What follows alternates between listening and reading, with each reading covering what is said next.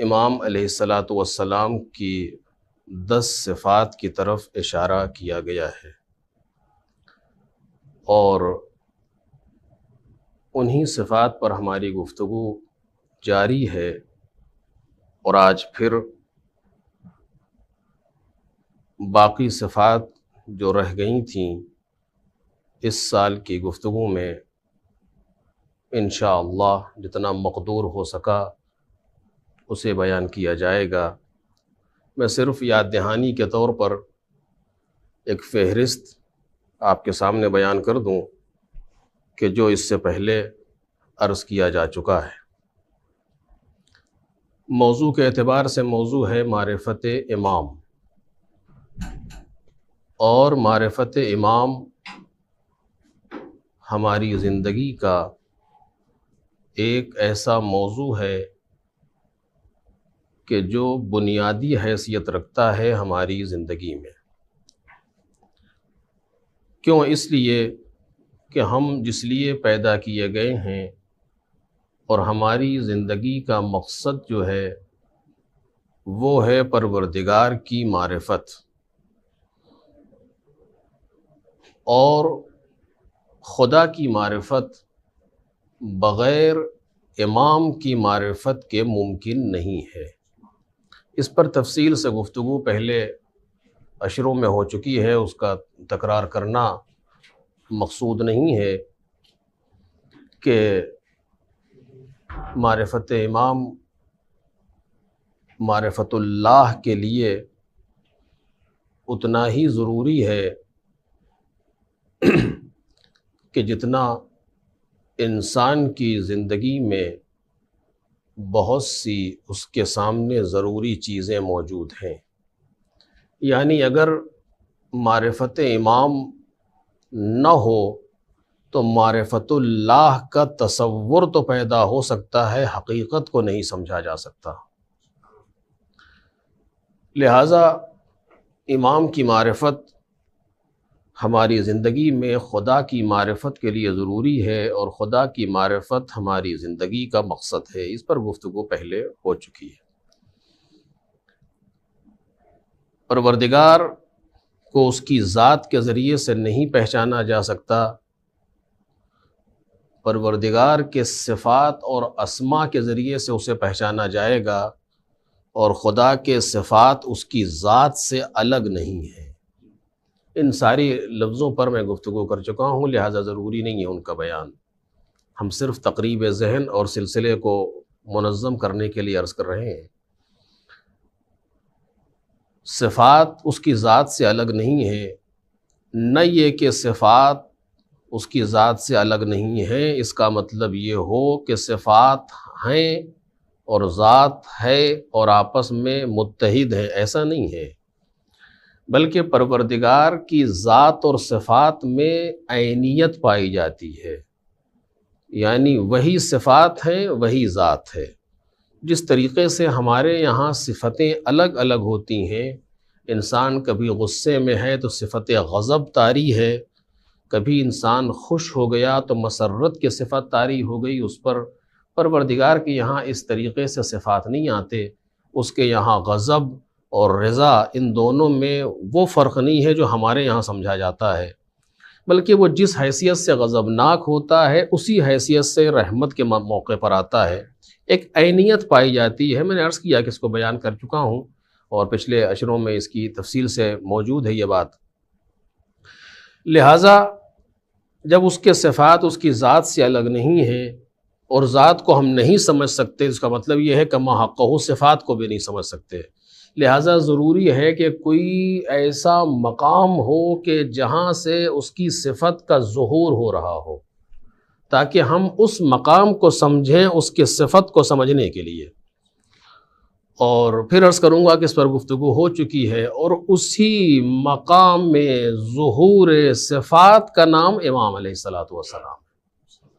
امام اسے کہتے ہیں کہ جہاں سے صفات باری تعالیٰ کا ظہور ہو رہا ہو، اور وہ بھی مکمل صفت ظاہر ہو رہی ہو، ورنہ اس طرح تو جہاں بھی صفات حسنہ پائے جاتے ہیں اس کی اصل خدا ہی ہے، لیکن وہ اصل خدا ہے، ہم تک آتے آتے بہت نقص پیدا ہو گیا، صفت خدا نہیں ہے وہ جو ہمارے اندر پائی جا رہی ہے، بلکہ وہ ہماری صفت ہے جو خدا نے عطا کی ہے۔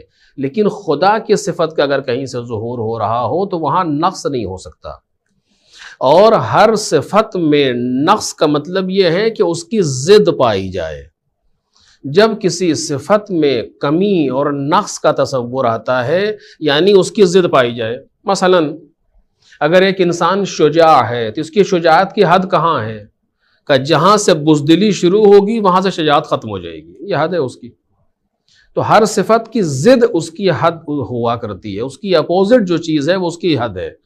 لیکن پروردگار کے یہاں چونکہ صفات لامحدود ہیں لہٰذا ضد نہیں پائی جاتی۔ میں نے اس بات کو اس جہت سے پہلے اس نشروں میں نہیں کہا ہے جو آپ کے سامنے عرض کر رہا ہوں۔ پروردگار کے یہاں چونکہ صفت ناتمام ہے اور صفت میں کوئی نقص نہیں ہے لہذا ضد نہیں پائی جاتی۔ مثلا اگر خدا سخی کہنا بھی اس کے لیے مناسب نہیں ہے، اگر پروردگار جواد ہے اور صفت جود اس کے یہاں پائی جاتی ہے تو اس کی ضد ہے بخل، یہ خدا کے یہاں نہیں ہوگی۔ اور جب خدا کے یہاں بخل نہیں ہے یعنی صفت جود ناتمام ہے، صفت سخاوت ناتمام ہے، جتنا آگے بڑھتے چلے جائیں گے اتنا صفت اور آگے بڑھتی چلی جائے گی، کسی مقام پہ ختم نہیں ہو سکتی۔ لہٰذا اگر ہمیں صفت باری تعالیٰ کا ظہور دیکھنا ہو تو کوئی ایسی ذات چاہیے جس کے پاس بخل نہ پیدا ہو۔ دنیا میں جتنے بھی سخی آئیں گے کہیں نہ کہیں بخل پایا جاتا ہے، اپنی ذات کے لیے بخیل ہو جائے گا، پہلے خود کھائے گا پھر دوسروں کو کھلائے گا، اپنی اولاد کے لیے بخیل بن جائے گا دوسروں کے مقابلے میں، پہلے اپنی اولاد کو کھلائے گا پھر دوسروں کو کھلائے گا، اگر اولاد کے لیے ہے تو دوسروں کو تو دے گا ورنہ نہیں دے گا۔ یہ ساری چیزیں ہمارے یہاں پائی جاتی ہیں، اپنے لیے پہلے رکھ لیتے ہیں اس کے بعد غیر کا تصور پیدا ہوتا ہے۔ لیکن جہاں پر پروردگار کی صفت کا ظہور ہو رہا ہو وہاں یہ تصور نہیں پیدا ہوتا، وہاں خود روزہ رکھا جاتا ہے، سائل کو دیا جاتا ہے۔ ایک صلوات پڑھے محمد اور آل محمد۔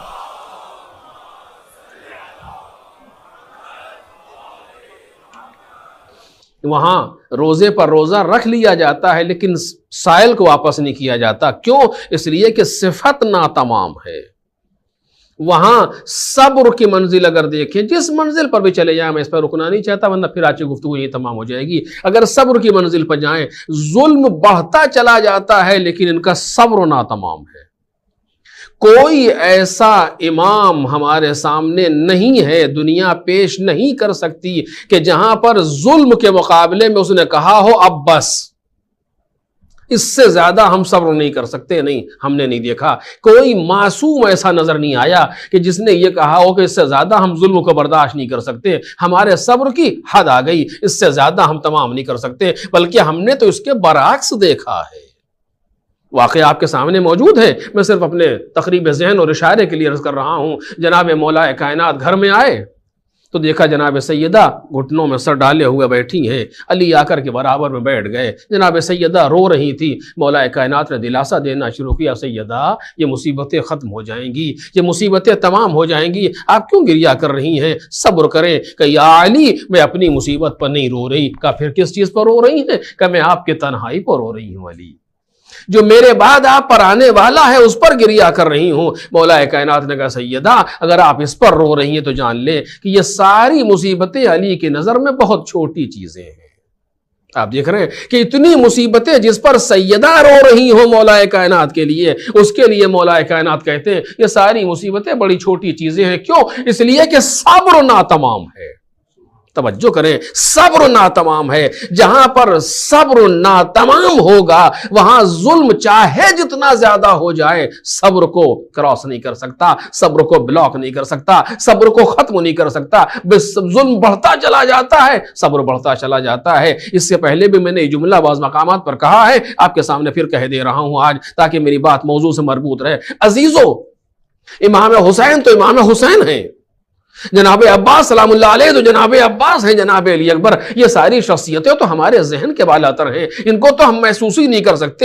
ہم نے کربلا میں کسی معصوم بچے کو نہیں دیکھا، میں پوری ذمہ داری سے گفتگو کر رہا ہوں. میں نے کسی مقتل میں، کسی تاریخ میں، کربلا میں کسی بچے کو نہیں دیکھا جس نے یہ کہا ہو اماں اب ہم سے ظلم برداشت نہیں ہو رہا، ہم جا رہے ہیں بیعت کرنے کے لیے.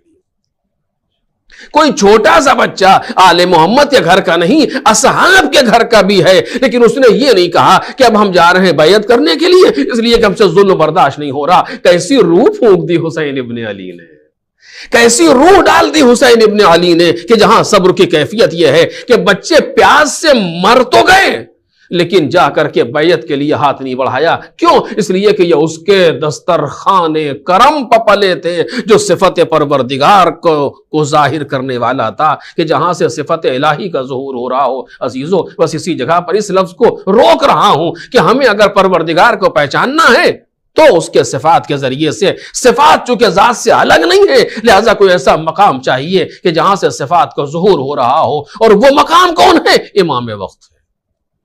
اگر ہم خدا کو پہچاننا چاہتے ہیں تو ہمارے لیے ضروری ہے کہ اپنے وقت کے امام کو پہچانیں. اگر امام کو نہیں پہچانا تو یقین رکھیں کچھ ہو جائے ہم خدا کو نہیں پہچان سکتے. نہیں کہ ہم پہچان نہیں سکتے کہ کوئی مجبوری ہے یا کوئی ہمیں روکے ہوئے ہے، نہیں، سوال ہی نہیں پیدا ہوتا. یہ بالکل ایسے ہے جیسے آپ یہ کہیں کہ ہم پانی میں کوئی چیز نہیں ڈالیں گے میٹھی لیکن پانی کو شربت بنا دیں گے، یا ناممکن ہے، یہ ہو ہی نہیں سکتا. اگر آپ کو پانی منہ کو میٹھا کرنا ہے تو کوئی نہ کوئی میٹھی چیز دہن میں رکھنا ہے، بغیر رکھے میٹھا نہیں ہو سکتا. اسی طریقے سے پروردگار کو اگر پہچاننا ہے تو امام کی ڈہڑی پر آنا پڑے گا. بغیر امام کی ڈہڑی پر آئے ہوئے خدا کو پہچانا نہیں جا سکتا. ایک صلوات پڑھے محمد اور آل محمد. لہذا ضروری ہے کہ ہم اپنے امام وقت کو پہچانیں تاکہ ہم خدا کی معرفت کا حق ادا کر سکیں. پروردگار کی معرفت کا مطلب یہی ہے کہ ہم خدا کو پہچانیں. جو ہماری زندگی میں اس دنیا میں آنے کا مقصد ہے اسے پہچانیں. اگر ہم نے یہ مقصد کو پورا نہیں کیا تو یقین رکھیں ہم چاہے کچھ ہو جائیں دنیا میں، کتنا ہی عالم ہو جائیں، فاضل ہو جائیں، متقی ہو جائیں، پرہیزگار بن جائیں، جو بھی کرنے لگے ساری چیزیں ہماری صفر ہو جائیں گی. اس لیے کہ ہم نے وہ مقصد پورا نہیں کیا جس کے لیے ہمیں پیدا کیا گیا تھا. ہم نے اسی شارجہ کے عشرے میں پہلے سال یہ گفتگو کی تھی کہ جہاں معرفت کی اہمیت میں گفتگو ہو رہی تھی کہ اگر ہم نے اس چیز کو نہیں پہچانا تو ہم اپنے کسی عمل میں جزا کے مستحق قرار نہیں پائیں گے. اور باتیں تو دور کی ہیں، جزا کے مستحق قرار نہیں پائیں گے. کیوں؟ کوئی عمل خدا قبول ہی نہیں کرتا بغیر معرفت کے. بغیر معرفت کوئی عمل قبول ہی نہیں ہوتا. بالآخر مجھے اس سے بحث نہیں کرنا ہے. یہ معرفت امام اس لیے ضروری ہے. میں اس سال پھر یہ مقدمتاً گفتگو کرنا چاہ رہا تھا تاکہ بات ذہنوں میں آ جائے جہاں جہاں تک آواز جا رہی ہے کہ محسوس کریں کہ اس موضوع کی اہمیت کیا ہے. معرفت امام کو اس مختصر سے مقدمے کے بعد اس آیت میں جس کو ہم نے آپ کے سامنے بیان کیا کہ جو پہلے عشرے میں گزارش کی گئی تھی اور یہ 13واں عشرہ ہے، اس کی آج یہ پہلی مجلس یعنی 30 ذی الحجہ کی مجلس ہے. اور اسی میں جو صفات بیان ہوئے امام کی تقریباً 10 صفتیں ہیں. وَجَعَلْنَاهُمْ، ہم نے انہیں بنایا. اس کا مطلب یہ ہے کہ امام کو خدا بناتا ہے. پوری کائنات جمع ہو جائے کسی کو امام نہیں بنا سکتی. کچھ بھی کر لیں آپ، یہ پروردگار کا خدا ہے جو خدا جسے دے گا اسے ملے گا. کوئی امام کسی کو نہیں بنا سکتا. میں اس پر گفتگو تفصیل سے کر چکا ہوں، دوبارہ گفتگو نہیں کروں گا. وَجَعَلْنَاهُمْ أَئِمَّةً، ہم نے انہیں امام بنایا. امام یعنی آگے رہنے والا، کہ ہر صفت میں وہ آگے ہیں. کائنات کی کوئی فرد بشریت کی امام سے آگے نہیں جا سکتی. نہیں کہ اسے کوئی روکے ہوئے نہیں، تکویناً آگے نہیں جا سکتی. جس طریقے سے 2 ایک کے پہلے نہیں آ سکتا. آپ کچھ کر لیں کہ یہ ممکن نہیں ہے کہ پہلے 2 آئے پھر 1 آئے، ممکن ہی نہیں ہے. ایک ہے، اول ہے، اس سے پہلے نہ 1 آئے گا، 2 آئے گا، نہ 3 آئے گا، نہ 4 آئے گا. یہ سارے صفات بعد میں ہیں. اگر گنتی کو صحیح بیان کرنا ہے تو پہلے 1 کہنا ہوگا. یہ نہیں کہہ سکتے 2 1 3 4 5، یہ نہیں ہو سکتا. وہ اول ہے، توجہ کریں، وہ اول ہے، وہ تکویناً پہلے ہے، سارے اس کے بعد آنے والے ہیں. یہی کیفیت امام کی ہے. جس صفت کو دیکھیں گے کمال کی، پہلا امام نظر آئے گا. اگر آپ نے سوچا ہو کبھی اس چیز کو، یہ بہرحال بیان کا موقع نہیں ہے لیکن بات بیچ میں آ گئی، اگر کبھی سوچا ہو تو مولا کائنات نے کیا کہا؟ انا الاول والآخر والظاہر والباطن، میں اول بھی ہوں میں آخر بھی ہوں. یہ صفت خدا کی ہے جو پروردگار عالم قرآن مجید بیان کر رہا ہے. لیکن مولا کہہ رہے ہیں میں اول بھی ہوں میں آخر بھی ہوں. مطلب کیا ہے؟ مطلب یہ ہے جب تم کسی صفت باری تعالیٰ کے میدان میں آؤ گے تو سب سے پہلے ہم ہی کو پاؤ گے، کیونکہ بغیر ہمارے اس صفت کو ظاہر نہیں کر سکتے. اور جتنا آگے چلے جاؤ سب سے آخر میں بھی ہم ہی کو پاؤ گے. ایک صلوات پڑھیں محمد اور آل محمد.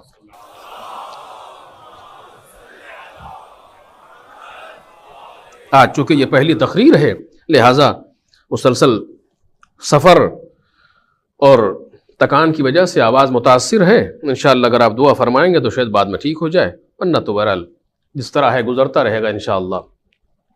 کہ انا الاول والآخر، میں اول ہوں میں آخر ہوں. جب تم کسی بھی صفت کمال کا ذکر کرو گے تو سب سے پہلے مجھے پاؤ گے. یعنی میرے بغیر کوئی صفت شروع ہی نہیں ہو سکتی. توجہ کیجئے، اب اگر اسی جگہ پر گفتگو کو روکا جائے تو یہ وقت ناکافی ہو جائے گا. میرے بغیر کوئی صفت شروع ہی نہیں ہو سکتی، کچھ بھی کر لو. مثلا کسی بھی میدان میں جاؤ، مولانا نے کیا ینحدر عن السیل، میں وہ ہوں کہ علوم کے دریا مجھ سے پھوٹتے ہیں. کوئی بھی علمی صفت ہو میرے بغیر ظاہر نہیں ہو سکتی، کوئی بھی کمال کی صفت ہو میرے بغیر ظاہر نہیں ہو سکتی. انا الاول، سب سے پہلے مجھے پاؤ گے. والآخر، یہ ایک مضمون بیان کر رہا ہوں، مولا نے کیا کیا اس میں کہا ہوگا اس پر تو علماء کتابیں لکھتے ہیں. والآخر، میں آخر ہوں، یعنی جس صفت کو ہم سے لے کر کے چلو گے.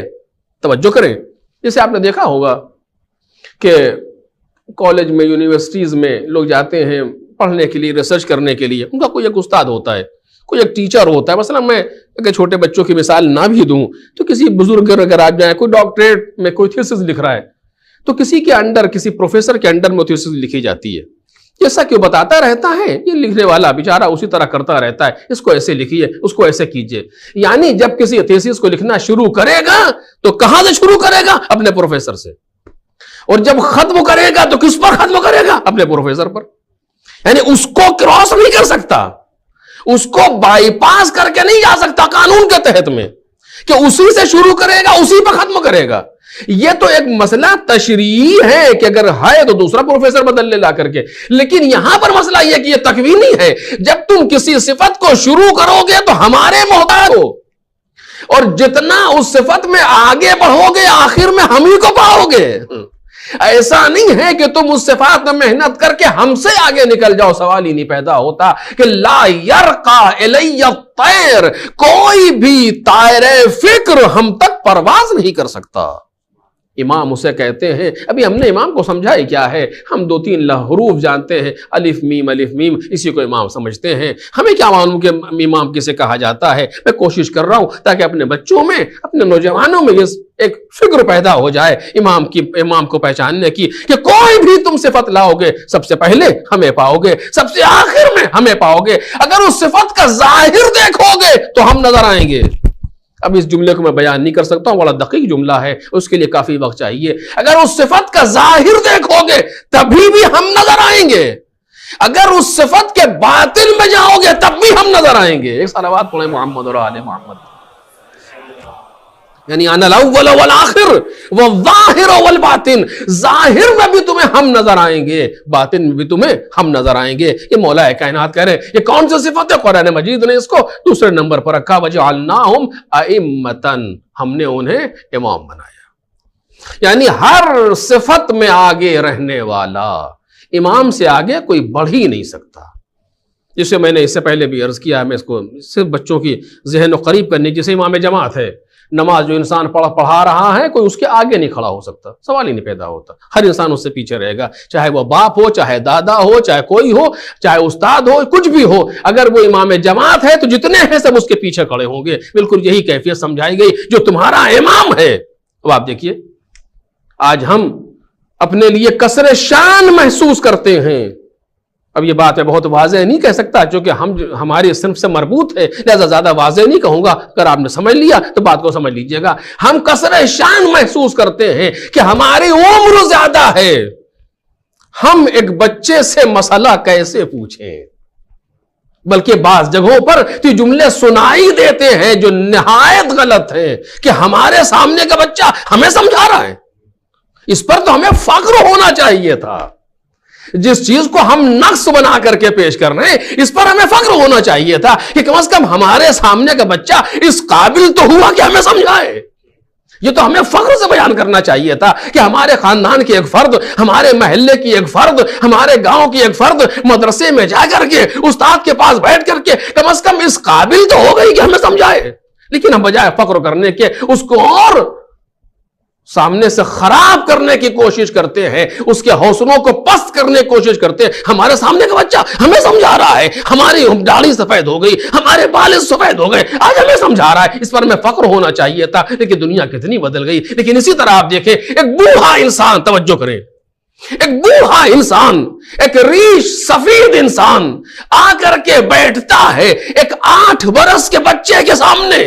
توجہ میرے عزیزو، ایک 8 برس کے بچے کے سامنے 2 زانو ہو کر کے بیٹھتا ہے اور ہاتھ جوڑ کہتا ہے میں اپنے عقائد کو آپ کے سامنے بیان کر رہا ہوں، جو صحیح ہو اس کی تائید کر دیجئے گا، جو غلط ہو اس کی اصلاح کر دیجئے گا.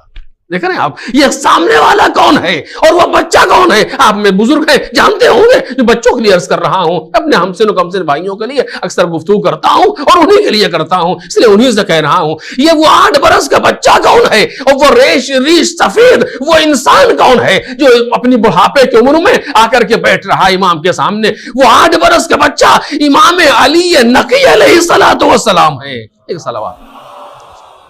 وہ 8 برس کا بچہ ہمارا اور 8 برس کا بچہ ہمارا اور آپ کا 10واں امام ہے. اور وہ بوڑھا انسان جو آ کر کے سامنے بیٹھ رہا ہے وہ کوئی اور نہیں، شہر رے میں آرام کرنے والے جناب عبدالعظیم حسنی ہیں. کہ جو عبدالعظیم حسنی 8 برس کے بچے کے سامنے آ کر کے بیٹھ رہے کہ ہماری اصلاح کر دیں عقائد کے اعتبار سے، اعمال کے اعتبار سے اور اخلاق کے اعتبار سے. جو باتیں غلط ہوں اسے بتا دیجئے گا اور جو باتیں صحیح ہوں اس کی تائید کر دیجئے گا. جب امام کے سامنے، جملہ کہہ رہا ہوں توجہ کیجئے، جب امام کے سامنے ایسی تواضع کی جائے تو پھر اس کو ایسی جزا ملتی ہے. توجہ کریں، امام ہادی علیہ السلام نے جناب عبدالعظیم کے لیے کیا کہا؟ انت ولی حق، تم حقیقت میں ہمارے دوست ہو، تم حقیقت میں ہمارے ولی ہو. اور اس سے بڑھ کر کے جو جزا دی وہ کیا دی کہ من زار عبدالعظیم بالرے کمن زار الحسین بکربلا. جس نے عبدالعظیم کی زیارت شہر رے میں کی ہے ایسا ہے جیسے اس نے امام حسین کی زیارت کربلا میں کی ہے. ایک صلوات پڑھ دے محمد اور آل محمد. یہ کس چیز کی جزا ہے؟ یہ اسی تواضع کی جزا ہے، یہ اسی امامت کو پہچاننے کی جزا ہے، اسی امام کے معرفت کی جزا ہے کہ جہاں پر جناب عبدالعظیم کے لیے کہا جا رہا ہے جس نے عبدالعظیم کی زیارت رے میں کی. اس کا مطلب یہ نہیں ہے کہ جناب عبدالعظیم امام حسین جیسے ہو گئے، نہیں، ان کے قدموں کی خاک کے برابر کائنات میں کوئی نہیں ہو سکتا. لیکن ثواب تو ہم ہی کو دینا ہے، ثواب تو پروردگار ہی کو دینا ہے. ثواب کے ظاہر کرنے کے مقامات تو ائمہ طاہرین ہی ہیں کہ جو خدا وہاں ثواب دے گا، اگر تم وہاں نہ جا سکے ہم تمہیں یہاں وہی ثواب دے دیں گے. اس میں کون سی خاص بات ہے؟ آج آپ دیکھ لیجئے، آج اس زمانے میں تو بہت آسان ہو گئی بات کو سمجھنا.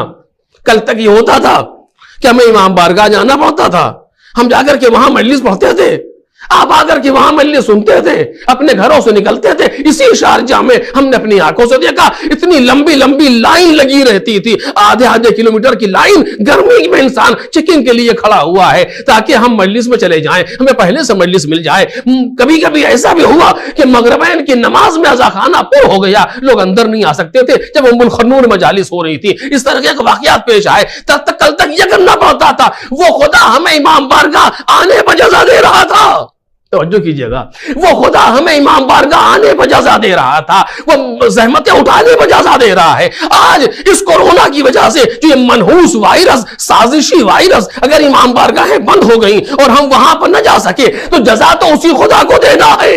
توجہ کریں، ثواب تو اسی پروردگار کو دینا ہے. کہ گھبرانا نہیں کہ ہم عزاداری نہیں کر پا رہے. عزاداری امام بارگاہوں میں جانے کا نام نہیں ہے، عزاداری روڈ پر جلوس لانے کا نام نہیں ہے. یہ ایک طریقہ ہے عزاداری کا. جب حالات سازگار ہو تو روڈ پہ جلوس لے کر کے آ جاؤ، یہ عزا کا طریقہ ہے۔ جب حالات بہتر ہو تو امام بارگاہ میں آ جاؤ، یہ عزا کا طریقہ ہے۔ جب حالات صحیح ہو تو سڑکوں پر آ جاؤ، یہ عزاداری کا طریقہ ہے۔ تعزیے اٹھا لاؤ، باہر آ جاؤ، تبرکات نکال لو، یہ عزاداری کا طریقہ ہے۔ لیکن اگر حالات ایسے نہ ہو تو یہ نہ سمجھنا کہ عزاداری نہیں کر پا رہے، نہیں، عزاداری روڈ پہ آنے کا نام نہیں ہے، امام حسین کے سامنے سر جھکا دینے کا نام ہے۔ ایک صلوات پڑھ دے محمد اور آل محمد۔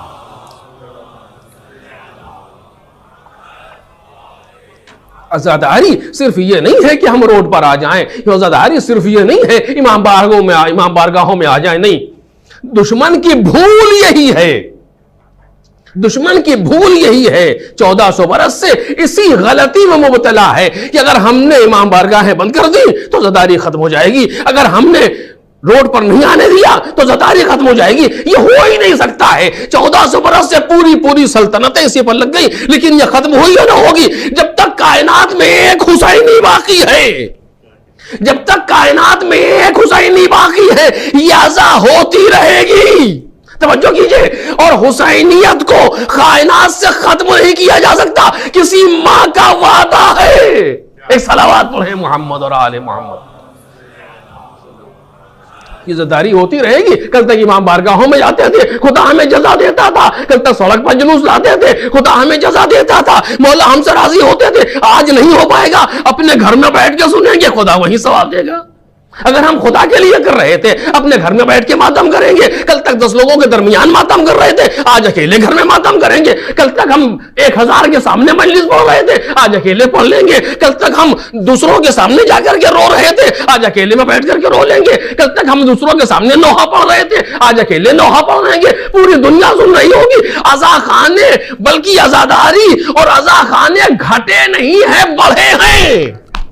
اگر کسی گاؤں میں 10 امام بارگاہیں تھی، آج ہر گھر امام بارگاہ بن گیا ہے اس وبا کے آنے کی وجہ سے۔ ایک صلوات پڑھے محمد اور آل محمد۔ تو میں عرض کر رہا تھا کہ اگر انسان امام کے سامنے متواضع ہو جائے اور امام کو امام سمجھے، سال گزشتہ بھی ہم نے اس لفظ پر ذرا سی بحث کی تھی، اس کو دہراؤں گا نہیں، اسی جگہ سے گزر رہا ہوں۔ اگر امام کو امام سمجھے، بس ایک لفظ کہہ رہا ہوں، توجہ کیجیے گا، سمجھے یعنی کیا؟ وہ تو ہر صفت میں آگے ہیں، ہماری ذمہ داری ہے کہ ہم انہیں آگے رکھیں۔ یہ 2 مرحلے ہیں، ان کا آگے ہونا اور ہے، ہمارا آگے رکھنا اور ہے۔ ہم یہ نہ سمجھیں کہ ہم نعوذ باللہ ان سے بہتر سمجھتے ہیں۔ بعض اوقات انسان کہتا نہیں ہے لیکن نتیجہ یہی ہوتا ہے، ہم ان سے بہتر سمجھتے ہیں۔ وہ کچھ کہہ رہے ہیں، ہم کچھ کر رہے ہیں، اس کے معنی کیا ہے؟ ہم سے بہتر سمجھتے ہیں۔ جبکہ غفلت کے پردے طاری ہیں، غفلت میں ایسا ہوتا ہے، لیکن اسی غفلت کو دور کرنے کا نام تو معرفت ہے کہ جتنا ہم امام کو پہچانتے جائیں گے اتنا غفلت دور ہوتی چلی جائے گی۔ ہر صفت میں امام کو آگے رکھیں۔ امام کو آگے رکھنے کے معنی کیا ہے؟ یہ نہ دیکھو کہ تم کیا چاہتے ہو، یہ دیکھو کہ امام کیا چاہتا ہے۔ ہم یہ نہ دیکھیں کہ ہم کیا چاہتے ہیں، بلکہ ہم یہ دیکھیں کہ ہمارا امام کیا چاہتا ہے۔ یہ ہے امام کو آگے رکھنا۔ یہ ایک صفت ہے کہ وَجَعَلْنَاهُمْ أَئِمَّةً، ہم نے انہیں امام بنایا۔ وَجَعَلْنَاهُمْ أَئِمَّةً يَهْدُونَ، یہ تیسری صفت ہے کہ وہ ہدایت کرتے ہیں۔ امام آخری لمحے تک ہدایت کرتا ہے، کوئی اس کو ستائے، اذیت دے، کچھ کرے، ہدایت سے باز نہیں آتے۔ ایسا نہیں ہے کہ بگڑ گئے اب ہدایت نہیں کریں گے، جیسے ہمارے یہاں ہوتا ہے، موڈ خراب ہو گیا مولانا صاحب کا، اب جو ہے وہ نہیں آئیں گے مسجد مثلاً، یا اب نہیں مدرسے کو تعطیل کر کے چلے گئے۔ امام ایسا نہیں کرتا، امام کو جتنا چاہو ستا لو امام ہدایت کرے گا، امام کو جتنا چاہو پریشان کرو امام ہدایت کرے گا۔ اسی لیے نہ کسی نبی کی یہاں ریٹائرمنٹ ہے، نہ کسی رسول کی یہاں ریٹائرمنٹ ہے، اور نہ کسی نبی نے استعفیٰ دیا، نہ کسی رسول نے استعفیٰ دیا۔ امام تو دور کی بات ہے، کچھ نہیں، چونکہ ہدایت منصب ہے، یعنی ہدایت ان کی جان میں رسوخ کر چکی ہے۔ ہدایت کی کیفیت وہ اب الگ ہو ہی نہیں سکتی۔ امام جب تک کائنات میں ہے ہدایت کرتے رہیں گے۔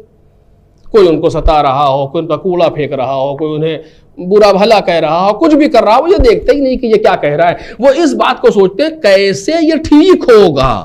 توجہ کیجئے، یہ بہت بڑی بات ہے۔ کسی برے کو برا کہنے میں کیا جاتا ہے؟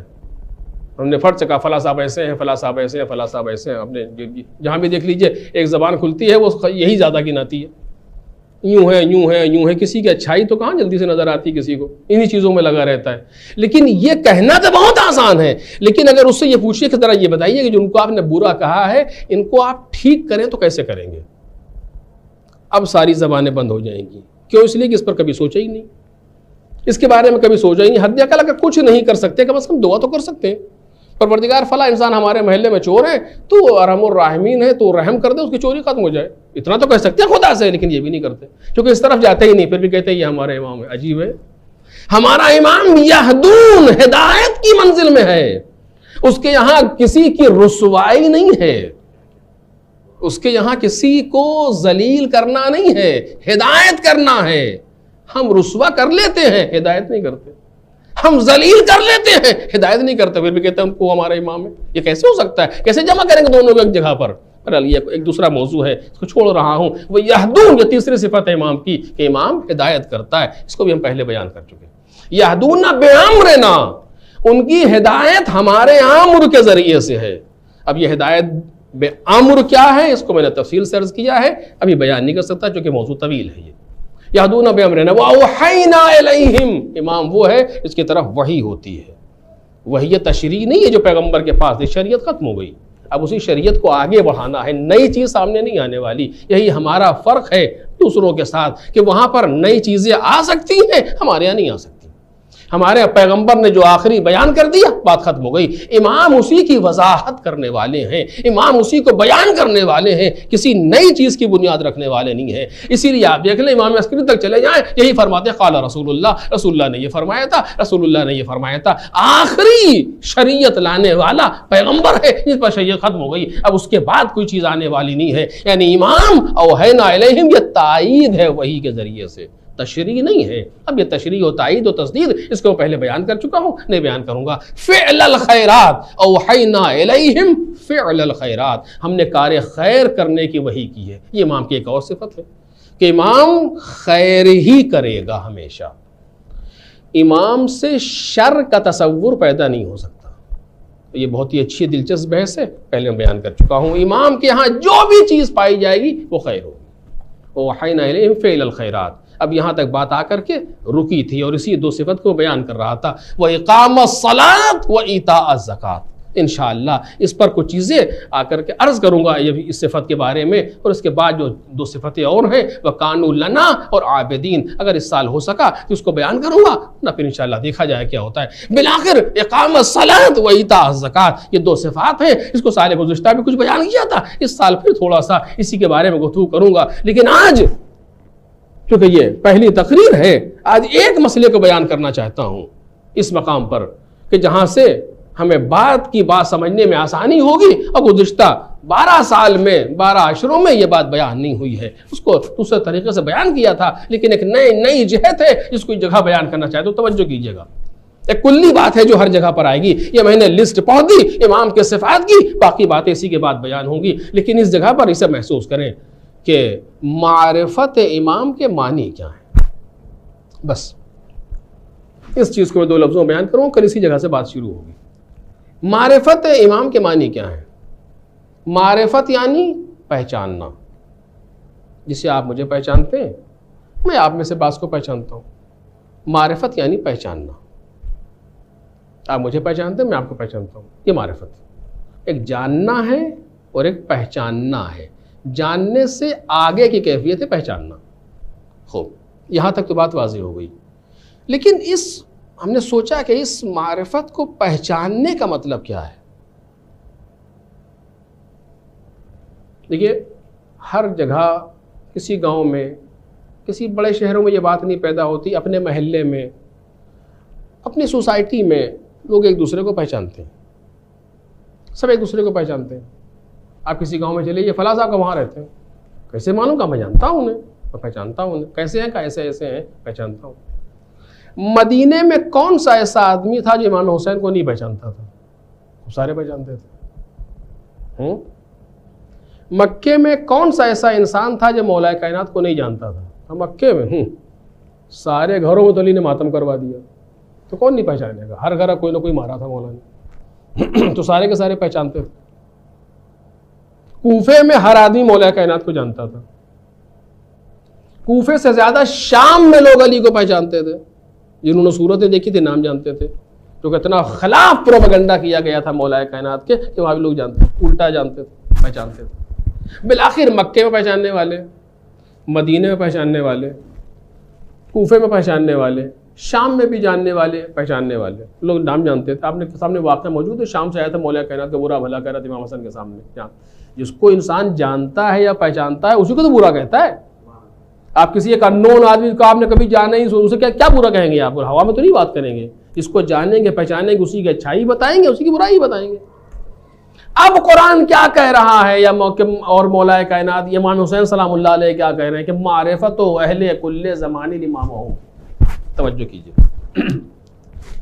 یہ حدیث میں نے سب سے پہلے سال اس حدیث پر گفتگو ہوئی تھی اور اسی کو بیان کرتا چلا آ رہا ہوں کہ وہ امام نے فرمایا کہ ان اللہ عز وجل ذکرہ ما خلق العباد الا لیعرفوا.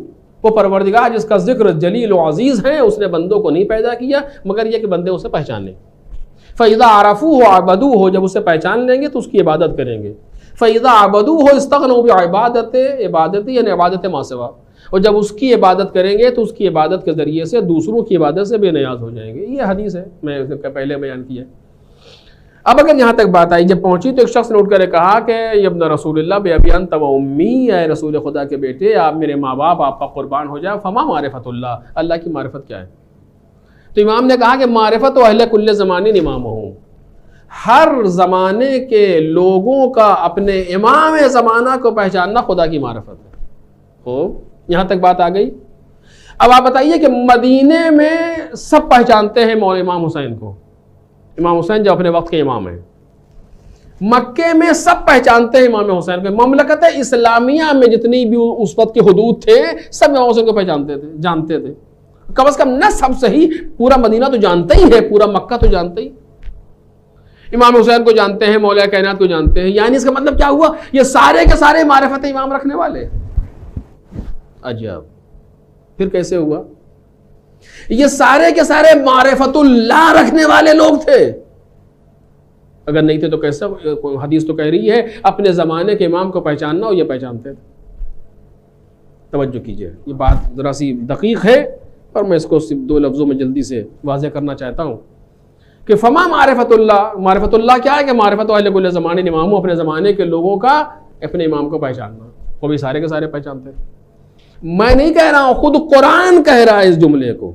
توجہ کیجئے, کیا کہہ رہا ہے قرآن؟ کچھ آج بیان کروں گا, کچھ کل بیان کروں گا. قرآن نے کہا الذین آتیناہم الکتاب یعرفونہ کما یعرفون ابناءہم. توجہ کریں, قرآن مجید میں اس آیت کو دو جگہ بیان کیا گیا, اس مطلب کو دو جگہ بیان کیا گیا. پہلے سورہ بقرہ میں یہ آیت ہے الذین آتیناہم الکتاب یعرفونہ کما یعرفون ابناءہم. وہ جن لوگوں کو ہم نے کتاب عطا کی ہے, یعنی کون؟ یہودی اور عیسائی. یعرفونہ, وہ پیغمبر کو پہچانتے ہیں. دوسرے لفظوں میں پیغمبر کی معرفت رکھتے ہیں. یعرفونہ کما یعرفون ابناءہم, وہ ایسے پہچانتے ہیں جیسے اپنے بچوں کو پہچانتے ہیں. اگر یہاں تک بات آ گئی کہ وہ پیغمبر کو ایسے پہچانتے ہیں جیسے اپنے بچوں کو پہچانتے ہیں. اس آیت کو میں نے چھیڑا تھا 1 سال, ذہن میں نہیں 21 سال, لیکن بیان نہیں ہوا تھا زیادہ. وہ ایسے پہچانتے ہیں جیسے اپنے بچوں کو پہچانتے ہیں. یعنی اتنی معرفت ہے پیغمبر کی. اپنی اولاد کو ماں باپ سے زیادہ کون پہچانے گا؟ وہ بھول جائیے جو دوسرے پہچاننے کا دعویٰ کرتے ہیں کہ ہم پہچانتے ہیں, ہم پر کوئی نہیں پہچانتا کسی کو. سب سے بہتر جو اولاد کو کوئی پہچانتا ہے تو ماں باپ, جنہوں نے پالا ہے, جس ماں نے 9 مہینے پیٹ میں رکھا ہے, جس باپ کے سلب سے آیا ہے, اسے پہچانتا ہے کہ ہمارا بیٹا کیسا ہے یا ہماری بیٹی کیسی ہے. اب یہیں پر جو ہے بعض چیزیں مشکلات پیدا ہوتی ہیں کہ جہاں پر کہ انسان, دیکھیے میں بیچ میں یہ بات آئی جلدی سے کہہ دوں, جب بچے یا بچی کا رشتہ ہوتا ہے کہیں تو ماں باپ ساری چیزوں پر توجہ رکھتے ہیں سوائے اس کے. اس جگہ کی بات نہیں ہے, یہ بات الگ ہے, لیکن میں بیچ میں کہہ رہا ہوں ساری چیزوں پر توجہ رکھتے ہیں سوائے اس جملے کے کہ جس بچے کو یا جس بچی کو بچپن سے پالا ہے اس پر توجہ نہیں ہوتی. سامنے والے کے یہاں یہ ہے کہ نہیں ہے, نوکری کرتا ہے کہ نہیں کرتا, مکان رکھتا ہے کہ نہیں رکھتا, گاڑی رکھتا ہے کہ نہیں رکھتا, یہ ہے کہ نہیں ہے, وہ ہے کہ نہیں ہے, ایسے یہ سب چلا کرتا ہے. کوئی اس بات کو نہیں دیکھتا کہ ہم نے اپنی بیٹی کو جیسا پالا ہے یا ہم نے اپنے بیٹے کو جیسا پالا ہے اس کے اندر جو صفات پائے جاتے ہیں اس صفات سے مطابقت کر رہی ہے وہ ذات یا نہیں, اس پر توجہ نہیں ہوتی. اس کے پاس مکان ہے کہ نہیں ہے, اس کے پاس گاڑی ہے کہ نہیں ہے, اس کے پاس نوکری ہے کہ نہیں ہے, اس کے پاس خاندان ہے کہ نہیں ہے, اس کے پاس زمین ہے کہ نہیں, اسی میں لگے ہوئے. لیکن یہ نہیں دیکھ رہے کہ ہم نے اپنی بچی کو جیسا پالا ہے یہ بچی اس انسان کے ساتھ مطابقت کر سکے گی یا نہیں, اس پر توجہ نہیں ہے. یا ہم نے اپنے بیٹے کو جیسا پالا ہے, ماں باپ, میں کہہ رہا ہوں ماں باپ سے زیادہ اپنی اولاد تو کوئی نہیں پہچانتا, تو جب ماں باپ اپنے بیٹے کو پہچانتے ہیں تو وہ لڑکی ڈھونڈے جو اس بچے کے مطابق ہے, نہ وہ ڈھونڈے کہ وہ کتنی پڑھی ہے, وہ کیسی ہے, وہ اس سے کیا مطلب ہے, یہ دیکھو کہ وہ جیسی ہے اس سے مطابقت کرے گی یا نہیں کرے گی. ایک صلوات پڑھے محمد اور آل محمد. لیکن ساری توجہ اس کی طرف ہوتی ہے. یہی وجہ ہوتی ہے کہ کچھ دن کے بعد مسائل ادھر سے ادھر ہو جاتے ہیں اور پھر بھاگتے پھرتے ہیں, کبھی اس کے پاس کبھی اس کے پاس, یہ کر دیجئے وہ کر دیجئے, کیا کر دیجئے. اگر آپ نے شروع میں صحیح رکھا ہوتا بنیاد کو تو آج بات سامنے صحیح آتی. کل تک تو آپ نے بچے کو چھوڑ کر کے اس کو دیکھ رہے تھے, اپنی تربیت کو دیکھا ہوتا اس کو انتخاب کرنے میں تو بات سامنے آتی ہے, تو بات واضح ہوتی. لیکن بہرحال تو قرآن کیا کہہ رہا ہے, یعرفونہ, یہ موضوع طولانی تھا میں نے چھوڑ دیا, یعرفونہ کما یعرفون ابناءہم, پیغمبر کو ایسے پہچانتے ہیں جیسے اپنی اولاد کو پہچانتے ہیں. کون؟ یہودی. قرآن مجید یہودی. اور جب پیغمبر کو پہچانتے ہیں, توجہ کیجئے دوسری حدیث, یہ قرآن مجید کی آیت, دوسری حدیث جناب امام صادق علیہ الصلوۃ والسلام, ایک صلوات پڑھیں محمد اور آل محمد.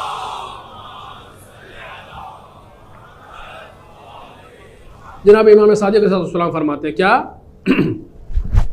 کہ بغیر معرفت کوئی عمل قبول نہیں ہوتا. لا يقبل اللہ عملا الا بمعرفت, بغیر معرفت کے کوئی عمل قابل قبول نہیں, خدا قبول نہیں کرے گا.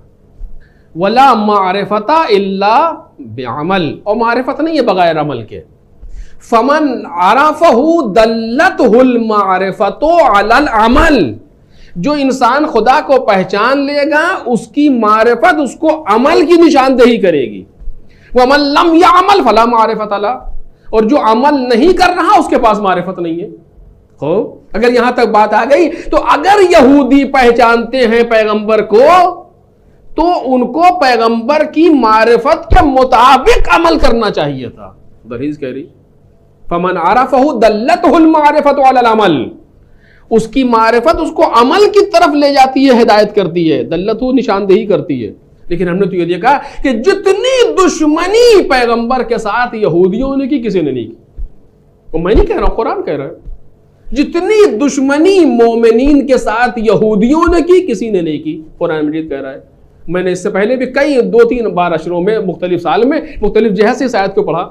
لَتَجِدَنَّ أَشَدَّ النَّاسِ عَدَاوَةً لِلَّذِينَ آمَنُوا وَالْيَهُودِ, یا رسول اللہ آپ ضرور ضرور ضرور مومنوں کا دشمن یہودیوں کو پائیں گے. پیغمبر کے ساتھ جو مشکلات پیش آئی ہیں اس کے بانی یہودی ہیں. یعنی جناب ہاشم تک سے تو میں جانتا ہوں کہ جہاں سے قتل کا سلسلہ شروع ہوا ہے کہ پیغمبر دنیا میں آنے نہ پائیں, جناب ہاشم سے شروع کی بات ان لوگوں نے, کمبختوں نے, ایک کے بعد ایک قتل کرتے چلے آ رہے ہیں. اور اب وہ تاریخ مجھے آپ کے سامنے نہیں بیان کرنا کس طریقے سے پیغمبر کی ولادت کیسی ہوئی, عبد المطلب انہیں کیسے کہا گیا اور کیا الی آخر آپ جانتے ہیں. بہت سے لوگ اس میں اتنی دشمنی پیغمبر سے کیوں؟ اگر پیغمبر کو پہچانتے تھے تو یہ تو باکمال انسان ہے, دشمنی کیوں؟ وہ تو حدیث تو کہہ رہی جو معرفت رکھے گا اس کو معرفت اس کے عمل تک لے جائے گی, خوب عمل میں لے جانا چاہیے تھا, اچھا کام کرنا چاہیے تھا. لیکن اتنی دشمنی کیوں اتنی معرفت کے بعد؟ یعرفونہ کما یعرفون ابناءہم, ایسے پیغمبر کو پہچانتے ہیں کہ جیسے اپنی اولاد کو پہچانتے ہیں. میں نے عرض کیا کہ اپنی اولاد کو ماں باپ سے بہتر کوئی نہیں پہچانتا, اور یہ اتنا پہچانتے ہیں پیغمبر کو جتنا اپنی اولاد کو پہچانتے ہیں. اس کے باوجود دشمنی ہے, اور نہ فقط یہ کہ پیغمبر کی ذات تک یہ دشمنی محدود رہی، بلکہ پیغمبر کی اولاد پر بھی دشمنی چلتی رہی، اور آج تک یعنی مومنوں کے دشمن بھی یہودی ہے، قرآن کہہ رہا ہے، یعنی پیغمبر کے بھی دشمن، پیغمبر کے جانشین کے بھی دشمن، پیغمبر کی اولاد کے بھی دشمن، پیغمبر کے ماننے والوں کے بھی دشمن۔ اتنی دشمنی اس معرفت کے بعد کیسے ہوئی، یہ سوال ہے کہ نہیں ہے؟ امام کے لیے کیا کہا امام حسین نے کہ معرفت و اہل کل زمانی امامہم، امام کو پہچان لینا زمانے کے لوگوں کا خدا کو پہچاننا ہے، اور جو خدا کو پہچان لے گا اس کی عبادت کرے گا۔ عجب، جو خدا کو پہچان لے گا، خدا کی عبادت، امام حسین کہہ رہے ہیں نا، میں تو نہیں کہہ رہا، جو خدا کو پہچان لے گا اس کی عبادت کرے گا، جو اس کی عبادت کرے گا دوسروں کی عبادت سے بے نیاز ہو جائے گا۔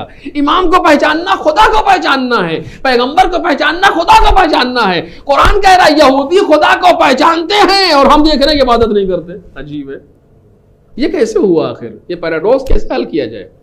اس کو انشاءاللہ کل آپ کے سامنے بیان کروں گا، سوچئے گا کہ بالآخر یہ کیسے ہوا کہ یہودی اس طریقے سے پہچانتے ہیں، اور یہ بڑا خطرناک ہے۔ یہ میں نے اس سے پہلے اس کو عرض نہیں کیا 13-12 سال کے عشرے میں، اس سال عرض کر رہا ہوں، یہ بڑا خطرناک سوال ہے یہ، اور یہ اتنا خطرناک ہے کہ جس کو بیان کرنا بھی خطرناک ہے، لیکن میں انشاءاللہ عرض کروں گا پروردگار کی مدد سے آپ کے سامنے کہ یہ کیسے ہوا آخر کہ اتنی زیادہ دشمنی، اتنی زیادہ معرفت کے بعد۔ معرفت کو تو قرآن سند دے رہا، ہم تو نہیں کہہ رہے کہ اپنے بچوں کی طرح پیغمبر کو پہچانتے، عجیب ہے، اور اس کے بعد بھی اتنے دشمن پیغمبر کے اور خدا کے دشمن، کہ خدا اس کو بھی بیان کرا، کل میں عرض کروں گا کہ ان کمبختوں نے کیا کیا، قرآن مجید کہہ رہا ہے۔ یہ کیسے ہوا، اس پر آپ سب بھی دیکھیے گا، میں بھی دیکھوں گا، کل اسی جگہ سے بات شروع ہوگی انشاءاللہ کہ کس طریقے سے اتنی دشمنی سامنے آتی۔ لیکن ضرورت ہے کہ انسان معرفت باری تعالیٰ کو اس طریقے سے حاصل کرے کہ اس مقام پر پہنچ جائے کہ سر عبادت میں جھکا دیا جائے۔ بے معرفت سجدہ کرنا اور ہے، با معرفت سجدہ کرنا اور ہے۔ جتنی چاہو نمازیں پڑھتے رہو، بے معرفت کی زیرو ہے۔ معرفت کے ساتھ ایک سجدہ انسان کی کیفیت کو بدل دیتا ہے۔ آپ نے دیکھا نہیں؟ اب میں واقعہ نہیں پڑھوں گا چونکہ وقت میں گنجائش نہیں ہوئی۔ فرعون کے سامنے جو جادوگر آئے تھے، کہہ رہے تھے بے عزت فرعون، ابھی فرعون کی عزت کی قسم ہم کامیاب ہوں گے۔ جب جناب موسیٰ نے اژدہا پھینک دیا اور وہ اپنا عصا پھینک دیا، وہ اژدہا بن کر کے ان کے رسیوں کو نگلنے لگا، تو سارے کے سارے ساحر جادوگر سجدے میں گر گئے۔ وہ کیا کہتے ہیں؟ آمنا برب العالمین، ہم نے عالمین کے رب پر ایمان قبول کر لیا۔ ابھی فرعون کی عزت کی قسم کھا رہے تھے اور اتنی جلدی عالمین کے رب پر ایمان قبول کر لیا۔ ایک سجدہ لیکن معرفت کے ساتھ ہوا تو بدل دیا شخصیت کو۔ بس عزیزو، معرفت اس قدر ضروری ہے۔ کبھی انشاءاللہ کل اس بات کو عرض کروں گا، آج ہی عرض کرنا تھا لیکن نہیں پہنچ پایا۔ اس جگہ ضروری ہے کہ جب امام کو انسان پہچان لے گا تو کیفیت کیا آئے گی۔ آپ دیکھیے کہ جب سرکار سید الشہداء، کیونکہ آج چاند رات کی تقریر آپ کے سامنے بیان کر رہا ہوں، کہ جب سید الشہداء وطن سے چلے ہیں تو کتنے لوگ آپ کو دکھائی دیں گے کہ جو امام کو مشورہ دے رہے تھے، وہاں نہ جائیے، ادھر نہ جائیے، ادھر نہ جائیے، اچھا جا رہے ہیں تو بچوں کو نہ لے جائیے۔ کیوں خیریت؟ آپ کون ہوتے مشورہ دینے والے؟ کس انسان کو یہ حق حاصل ہے کہ بغیر پوچھے امام کو مشورہ دے؟ کس انسان کو یہ حق حاصل ہے؟ کیوں؟ امام کون ہے؟ امام وہ ہے جو مرضی پروردگار کا مجسم ہے اس کائنات میں۔ یہ جہاں قدم رکھ رہے ہیں وہ خدا کی مرضی ہے۔ آپ کون ہوتے کہنے والے کہ یہ نہ کیجئے وہ نہ کیجئے؟ یہ کیا ہے؟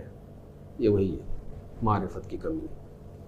لیکن اسی درمیان ہم نے ایک جملہ بھی، کوئی خطیب پڑھ دے، مجھے بحث نہیں ہے اس سے، ایک جملہ بھی پوری کربلا میں، مدینے سے مکہ، مکے سے کربلا تک، اور مدینے سے مکہ، مکے سے کربلا، کربلا سے شام، کوفہ، کوفے سے شام، شام سے کربلا، کربلا سے پھر مدینہ، اس پورے سفر میں نہ جناب عباس سلام اللہ علیہ کربلا تک اور نہ واپس مدینے تک جناب زینب سلام اللہ علیہ کسی کا ایک مشورہ بھی ہم نے نہیں دیکھا۔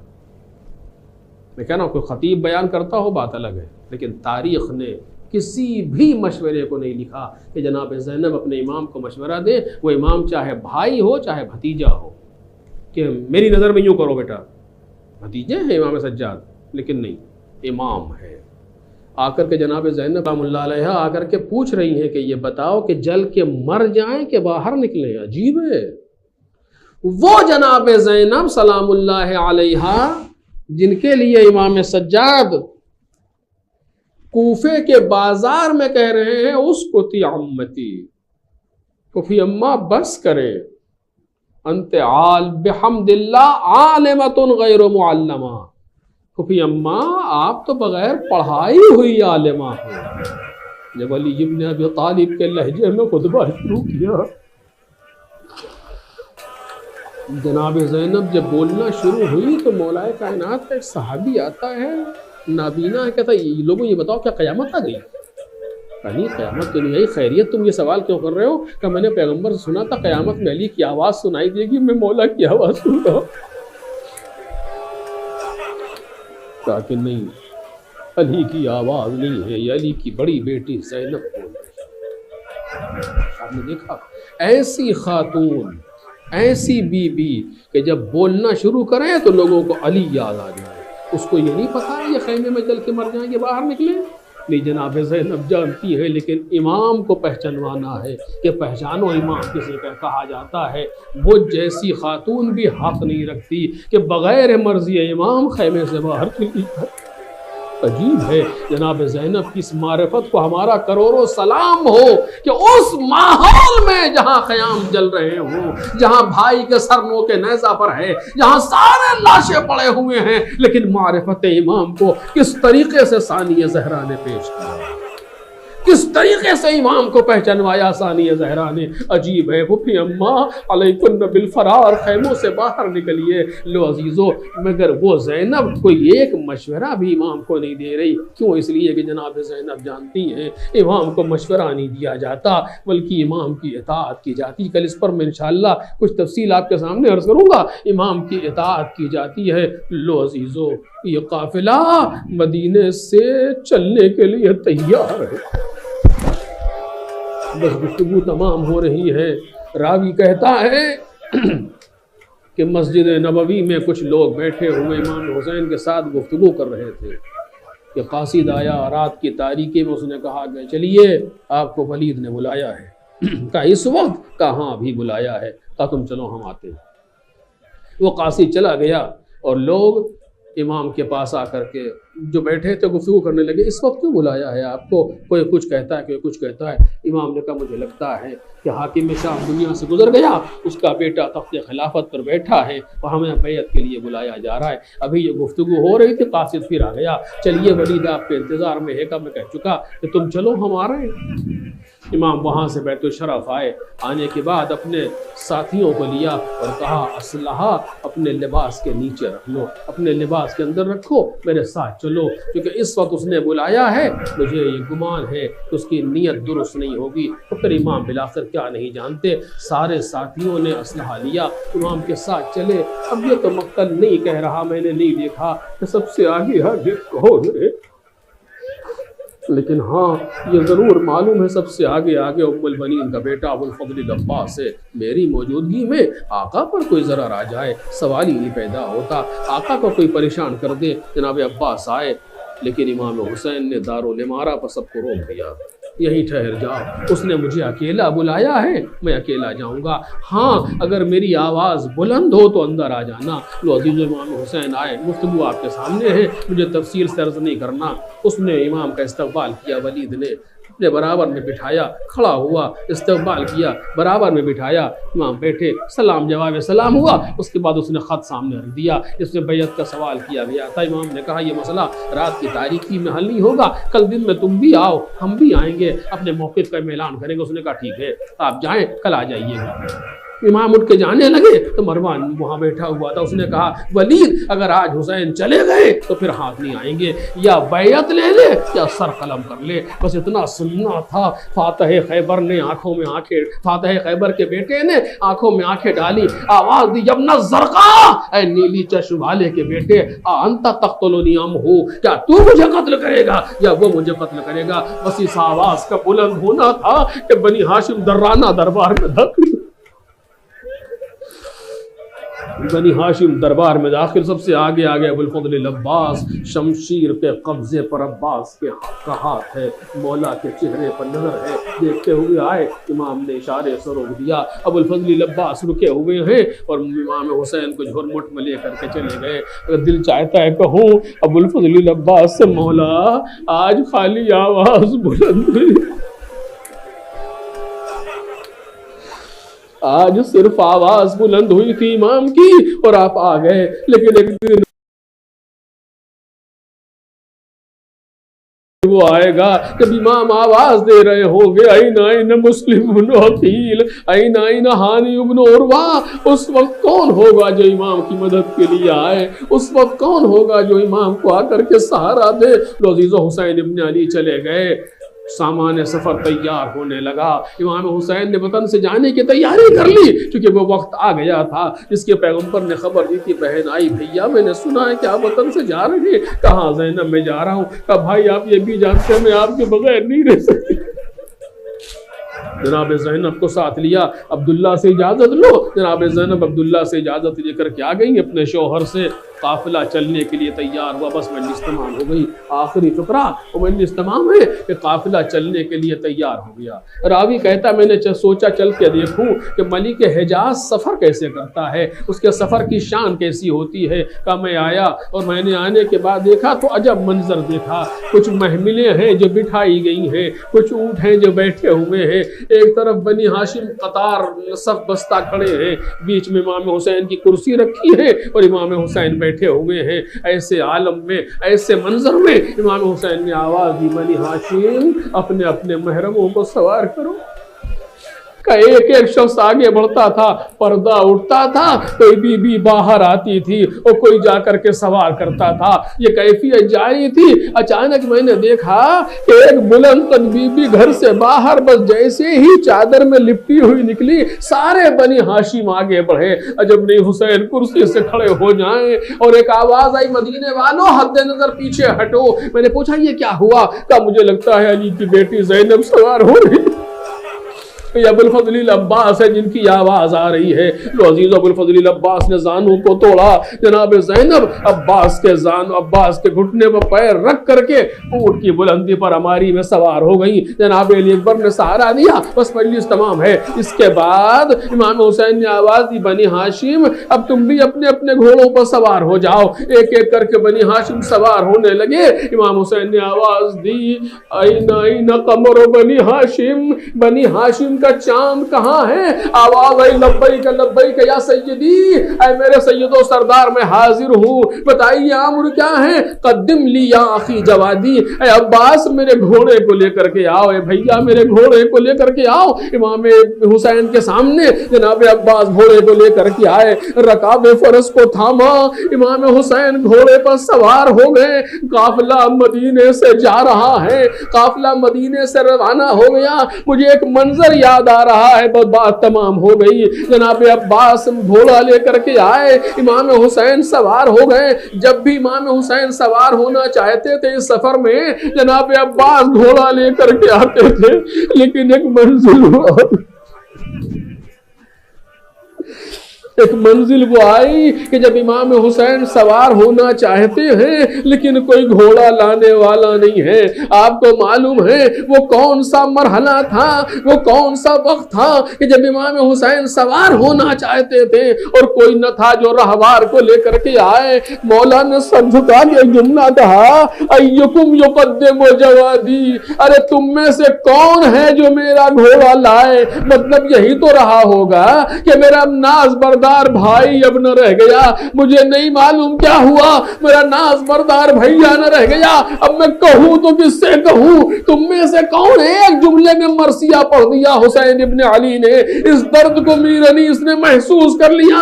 حسین جب کے چلے بعد دوپہر رن کو، نہ تھا کوئی کہ جو تھامے رکاب توسن کو، سکینہ جھاڑ رہی تھی قبا کے دامن کو، حسین چپ کے کھڑے تھے جھکائے گردن کو، نہ آسرا تھا کوئی شاہ کربلائی کو، فقط بہن نے کیا تھا سوار بھائی کو۔ عجب نہیں بہن کہے بھیا عباس نہیں تو دل چھوٹا نہ کرو، اکبر نہیں تو مایوس نہ ہو، آج تمہیں یہ بہن سوار کرے گی۔ اے شہزادی آپ سوار تو کرا دیں گی، تھوڑے سے اتارے گا کون؟ عجب نہیں کہیں یہ میری ذمہ داری ہے، وہ اماں کا